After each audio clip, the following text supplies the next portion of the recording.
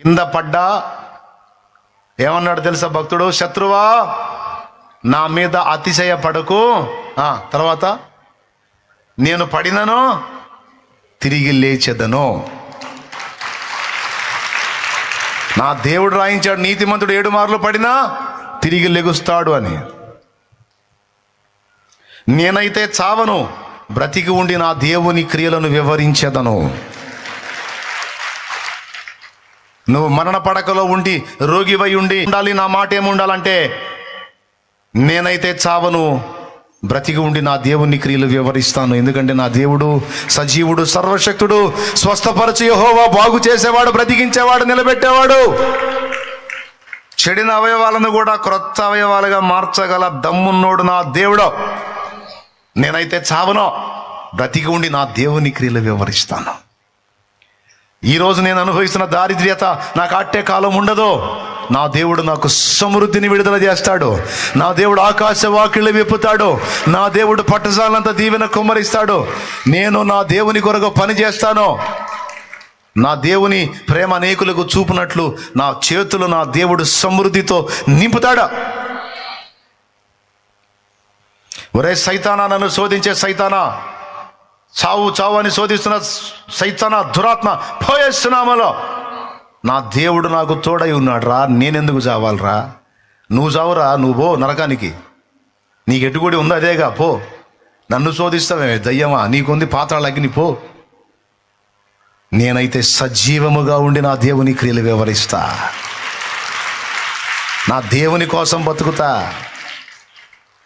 నా దేవుని కోసం బాగుపడాలి. నా దేవుని కోసం సాధించాలి. నాకెందుకు రాదు ఉద్యోగం? నా దేవుడు ఇస్తాడో. నా దేవుడు ఆలస్యం చేస్తున్నాడంటే శ్రేష్టమైన దాన్ని నాకు ఇవ్వబోతున్నాడు. నా దేవుడు నాకెందుకు ఇవ్వడో? నా తండ్రి అన్యాయస్తుడు కాదు. నాకు ఉద్యోగం ఇవ్వటం కాదు, నేను 10 మందికి ఇచ్చేటట్టు చేస్తాడు నా తండ్రి. నేను 100 మందికి ఉద్యోగాలు ఇచ్చేటట్టు చేస్తాడు నా తండ్రి. నేను 1000 మందికి ఉద్యోగాలు ఇచ్చేటట్టు చేస్తాడు నా తండ్రి. నా తండ్రి చిత్తం అయితే, నా తండ్రి కదిలితే, నా యందు ఆనందిస్తే నాకు ఎదురుండదురా, నాకు ఎదురుండదు.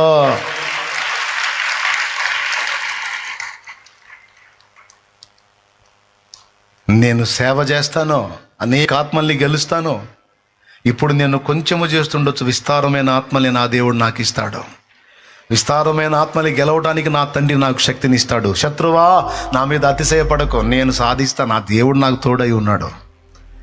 జరిగిద్ది, నాకు జరగాల్సిన కార్యం నా తండ్రి జరిగిస్తాడు. హల్లెలూయా. నా ప్రియమైన బిడ్డలారా, మన మాటల్ని నా తండ్రి పట్టించుకుంటున్నాడని ఎరిగిన వారే మెళకువగలిగి జాగ్రత్తగా మాట్లాడండి. ముందు జాగ్రత్తలు చెప్పాను, ఎక్కడెక్కడ అటాక్స్ జరుగుతాయో ఆ విషయాల్లో మెలకువగా ఉండండి అని చెప్పాను. రెండవది, మాటల విషయంలో మెలకువగా ఉండమని చెప్పాను. ప్రభు ఏమన్నాడు? ఈ మాట చెప్పినందున. అసలు ఆ మాట ఎందుకు రాయాలండి బైబిల్లో? నాకు అర్థం కాదు. అమ్మా నీ విశ్వాసం గొప్పది అన్నాడు, నీవు కోరినట్టే అగును గాక అన్నాడు. అంతవరకు సరిపోయింది. మళ్ళా మార్కు సువార్త స్పెషల్గా రాయించి అందులో ఈమె మ్యాటర్ వచ్చేటట్టు చేసి నీవు ఈ మాట పలికినందున అని రాయించాడు.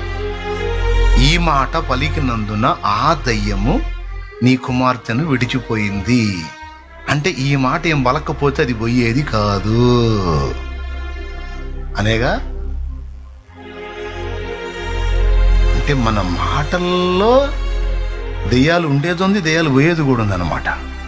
నాకేంది అక్కడ రాశాడు అది. ఆ ఒక్క ముక్క చాలు, నేను దాన్ని పట్టుకుని ఇంత నుంచి తిరుగుతున్నా. దేవునికి స్తోత్రం. నేను రాశాడు, ఈ మాట నీవు పలికినందు నా దయ్యము నీ కుమార్తెను విడిచిపోయింది పో. ఒకవేళ వామ్మ ఆ మాట ఆమె పలకపోతే ఆమెకు ఆ రిజల్ట్ వచ్చేది కాదేమో.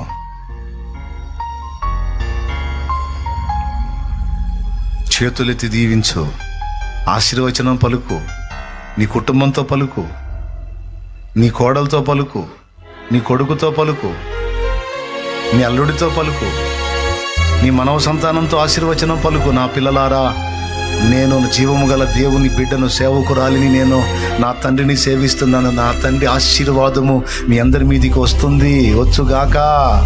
నా పిల్లలారా, నా కుమారుడా, నా కుమార్తె, నా తండ్రి, నన్ను ప్రేమించి నన్ను ఆశీర్వదించిన నా తండ్రి బిడ్డను నేను చేతులెత్తి మిమ్మల్ని దీవిస్తున్నాను. నా సంతానమా, నా తండ్రి మిమ్మల్ని ఆశీర్వదించాడు.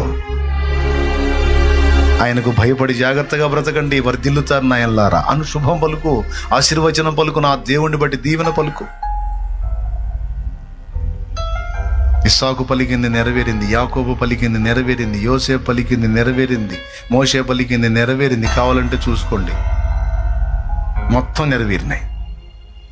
ఒక దేవుని సేవకురాలివి నువ్వు ఈరోజు, నువ్వు దేవుని సేవకుడివి నువ్వు ఈరోజు, జీవము గల దేవుణ్ణి సేవిస్తున్న భక్తుడివి నువ్వు, భక్తురాలివి నువ్వు. నేను పాస్టరా, ప్రసంగం చేస్తేనే పాస్టర్ సేవకుడు అనుకోకు. ఆయనను సేవించుచున్న వారందరూ ఆయన భక్తులు, భక్తులండ్రు ఆయన సేవకులే.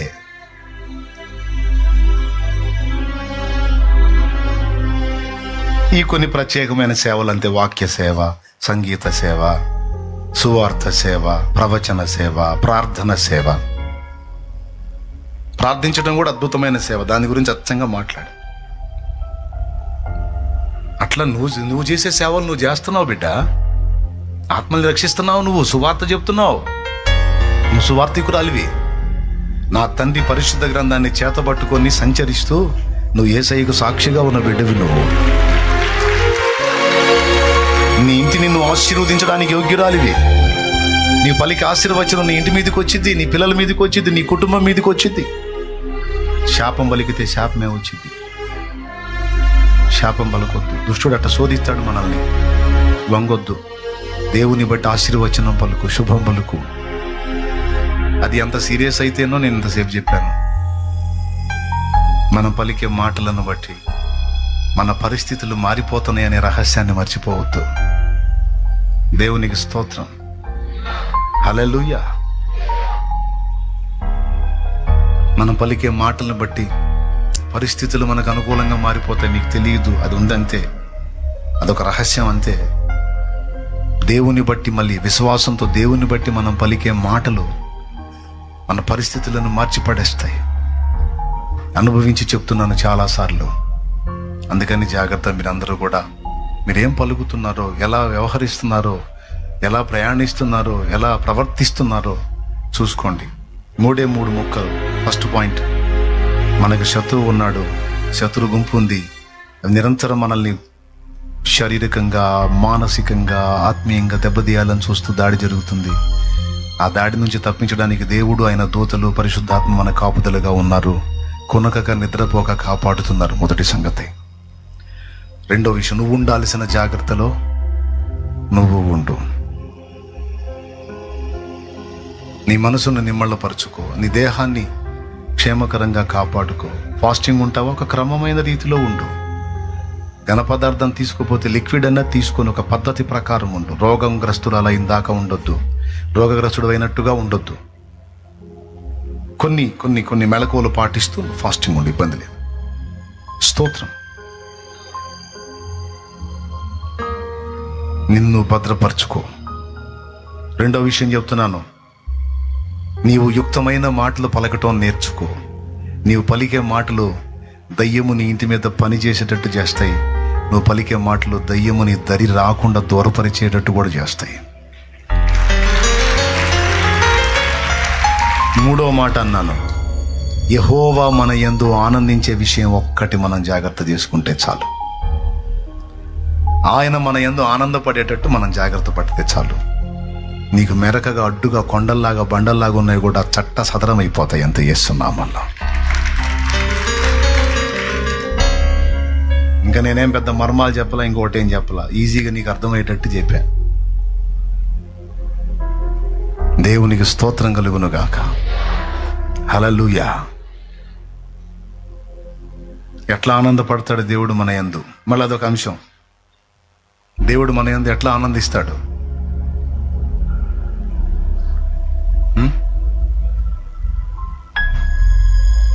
సమీపించి మాట వినుట ద్వారా ఆయన ఆనందిస్తాడు. బలి అర్పించుట కంటే మాట వినుట,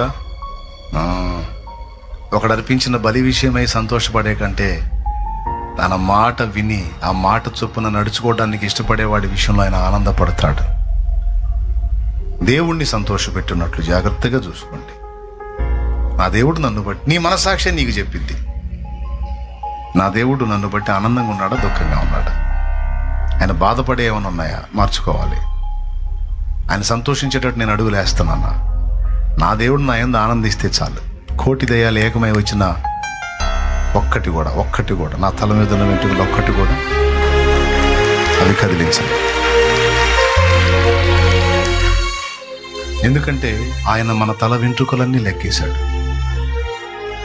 ఆ మాట కూడా బైబిల్లో ఉంది, మీ తల వెంట్రుకలన్నీ లెక్కింపబడి ఉన్నవి అని. అంత ఇంట్రెస్ట్గా ఉన్నాడు మన విషయంలో. ఎన్ని ఏకమై వచ్చినా సరే ఏమి కదిలించలేవు. ఒక్కటి, ఆయన మన యందు ఆనందపడాలి. అది ఎలా జరిగింది? నువ్వు ఎప్పుడూ ఆయనలో ఆనందాన్ని ఆయన నీలో ఆనందం అనుభవిస్తాడు.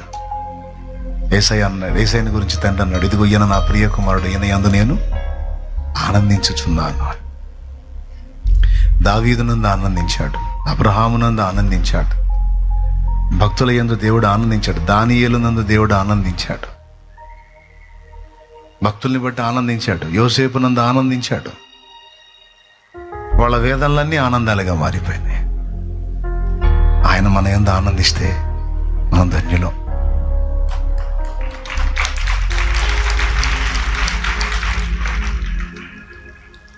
అందుకే చిన్నదానికి పెద్దదానికి కూడా దేవునికి వెళ్ళి తిరిగి చెప్పుకుంటూ ఉంటాను. నేను ఎక్కడన్నా బ్యాలెన్స్ మిస్ అయ్యాని అనిపించింది అనుకో, ఎక్కడున్నా సరే వెంటనే ఆయనకి వెళ్ళి తిరిగి చెప్పుకుంటా, తేడాపడ్డానేమనుకోవాకయ్యా, ఇది నోరు జారాను ప్రభా, ఇది తొందరపడి ఇట్లా మనసులో అనుకున్న ప్రభా, ఏమనుకోవాకయ్యా తేడాపడ్డానే. ఎప్పటికప్పుడు ఆయన వైపు తిరిగి అట్లా చెప్పుకుంటా, తేడాపడ్డాను ఏమనుకోవాకయ్యా, క్షమించయ్యా. ఆ స్పృహ మనం కలిగి ఉంటే ఆయన హ్యాపీ. ఇప్పుడు ఆయన నిలదీసిన దాకెందుకు?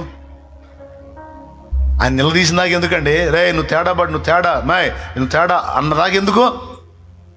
నువ్వే తేడాపడ్డానే, ఇందాక అట్లా అనకూడదు, ఇట్లా చేయకూడదు, ఇట్లా మాట్లాడకూడదు, సరే అనుకో. ఆ ఒక్క మాట అనే వదిలే. సైతాన్ గాడు వస్తాడు, నువ్వు అంత మాట అన్నావు, ఇందాక అట్లా అన్నావు కదా, దేవుడిని ఒప్పుకోడు అని. నువ్వెవరు ఒప్పుకోడని చెప్పడానికి? దేవుడే చెప్పింది, నువ్వు చదువుతావు. సైతాన్ పో, మీరు ఒప్పుకోనేడదా క్షమింపబడుదురని నా దేవుడే చెప్పాడు. నేను వెంటనే ఒప్పుకుంటా ఆయన వైపు తిరిగి, వెంటనే ఎప్పటిదప్పుడే. ఈ శరీర సంబంధమైన అనుభవంలో, జీవితంలో ఉన్నాం కదా, శరీరంలో ఉన్నాం కదా, మనకి ఇంకా మహిమ శరీరం రాలేదు కదా, ఈ పనికి మళ్ళీ పాపిష్టి శరీరంలో ఉన్నాం కదా, దీని తాలూకు జాడలు కనపడుతుంటాయి కదా, అవి కనపడ్డప్పుడు తక్షణమే చురుగ్గా వెంటనే మెళకుగా అయ్యా అని ఆయన వైపు తిరిగి సరి తీసుకుంటే సూపర్గా ఉంటుంది. ఎప్పటిదప్పుడే ఫ్రెష్, ఎప్పుడు నిర్మలంగా ఉండేటట్టు, మనసాక్షిని నిర్దోషమైనదిగా ఉండేటట్టు, నిర్మలంగా ఉండేటట్టు జాగ్రత్త పడాలి. దేవునికి మహిమ. ఎంతమందికి అర్థమైందో ఏమో మరి. ఇప్పుడు నేను నడుస్తానే ఏదైనా గుర్తొచ్చింది అనుకో, తేడా పడ్డది, రోడ్డు మీద ఉన్నా జనంలో ఉన్నా సరే ఇటు తిరిగా ఇట్లానే, ప్రభా క్షమించు ప్రభా, ఆ విషయంలో తేడా పడ్డామా అని అట్లా క్షమాపణ అడిగి మళ్ళీ మనుషులతో మాట్లాడతాను నేను. అప్పటిదప్పుడే తలంపులో తెచ్చాడంటే చాలు, అక్కడే అన్ని చేసే పని కూడా ఆపి ముందు ఒప్పుకొని తర్వాత పని చేస్తాను. అంటే అంత సింపుల్గా ఒప్పుకుంటే క్షమించేస్తాడా? కాసేపు ఏడవద్దా? కాసేపు ఏడవాలి కదా, కాసేపు మొత్తుకోవాలి కదా. పశ్చాత్తాపడటం అంటే ఏడవటం కాదు, మార్పు చెందటం అన్నాడు ఒక భక్తుడు. పశ్చాత్తాపం అంటే కూర్చొని ఏడవడం పశ్చాత్తాపం కాదు, మార్పు చెందడం పశ్చాత్తాపం. నిజమైన పశ్చాత్తాపం అంటే మార్పు చెందటం. కాబట్టి మార్పు చేసుకుంటూ, తేడాలు దేవుడు చూపిస్తే దేవుని ఆత్మ వెంటనే దిద్దుకుంటూ, ఒప్పుకుంటూ, సరి చేసుకుంటూ, ఎప్పటిదప్పుడే అంత చురుగ్గా, అంత వివేకంగా అడుగులేయాలి. అప్పుడు మనస్సాక్షి నిర్మలంగా ఉంటుంది. ఆయన మనల్ని బట్టి ఆనందపడుతున్నాడో దుఃఖపడుతున్నాడో కూడా మనకు తెలిసిద్ది. నెక్స్ట్ ఏం చేయబోతున్నాడో మనకి సమాచారం అందిద్ది. ఎప్పుడు మనసు ఉల్లాసంగా ఉంటుంది, దేవుని యందు ఆనందంగా ఉంటుంది. ఇక అదొక పరవశం అనుకోండి. ఇక దేవునికి స్తోత్రం.